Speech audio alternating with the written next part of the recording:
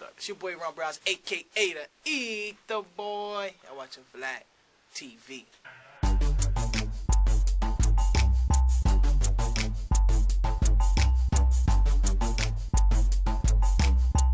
Just off the top, I did Ether for Nas. Last real nigga alive for Nas too. That was on the Godson album. That was dope. Ebonics for Big L. Blow It Out Your Ass for Ludacris. What's the Word for Lil Kim? We Run This, Fat Joe. FYR DMX. Straight Out of Southside, G Unit. Help for Lloyd Banks. Playboy Part 1, Playboy Part 2 for Banks. Whip Your Head Boy. Fresh for Remy. That was just straight production. So what made you decide to hook up the Autotune and do Pop Champagne? That was joking around.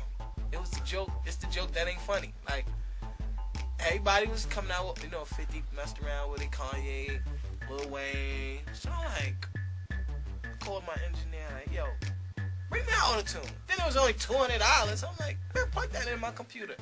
So he plugged it in my computer.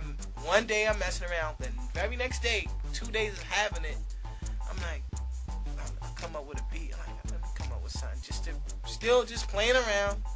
Then it kind of like freestyle the hook, Pop Champagne, wrote some verses, and then I started like, kind of like, should I let people hear this? Kind of sound kind of crazy. And I let people hear it, it's like, yo, that's kind of interesting right there. You might have something. So I put it out on MySpace.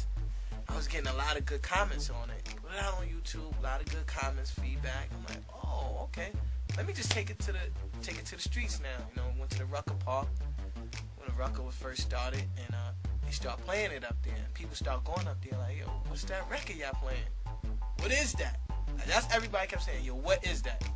And that's kind of like where it started. And then, DJ Enough took it to the next level and to play it on the radio. And that's when it took off. And along that process, it was getting some spins, the version by myself.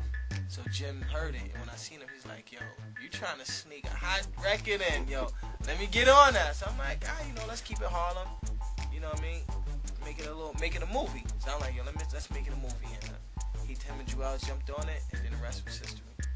The record was so dope, he said, yo, can I put it on my album? Cool, let's do it. I did a licensing deal with him. I didn't sell the record, let's be clear, I didn't sell it. Did a licensing deal so he could put it on his album, and it could be on my album. That's why you might see Jim feature Ron or Ron feature Jim, because I licensed it so he could put it on his album. Spread the love. That's okay. More publicity for me. Before I had the deal, he wanted to put some money behind it and make it pop, so that's how that happened. But that record is showing up on your album.